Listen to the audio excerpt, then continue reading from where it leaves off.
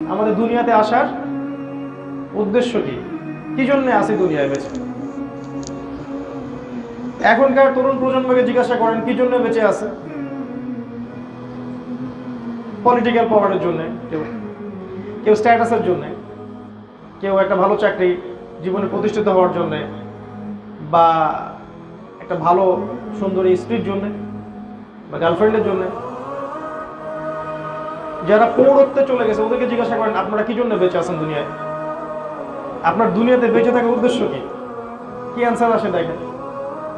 আমাদের বাচ্চাদেরকে আমরা যারা বড় করতেছি, আমাদের পিতা মাতাদেরকে বলেন যে কি উদ্দেশ্যে বাচ্চাদেরকে বড় করতেছে। আল্লাহ এখানে আমাদের পৃথিবীতে অবস্থান করার উদ্দেশ্য বলছেন, কি জন্য পৃথিবীতে বেঁচে আছি আমরা। ওয়ামা খালাকতুল জিন্না ওয়াল ইনসা ইল্লা লিয়াবুদুন, আমার ইবাদত ছাড়া অন্য কোনো কাজের জন্য আমি তোমাদেরকে সৃষ্টি করিনি।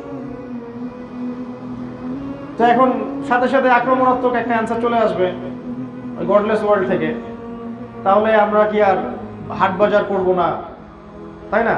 বিয়ে শাদী করবো না, পড়াশোনা করবো না, সারাদিন খালি নামাজই পড়বো। তো তাদেরকে একটা জিনিস বোঝানো যায়নি, আমরা আবার বোঝাই যে রাসূলুল্লাহ সাল্লাল্লাহু আলাইহি ওয়াসাল্লামের সুন্নাহ মোতাবেক প্রত্যেকটা কাজ করাই ইবাদত।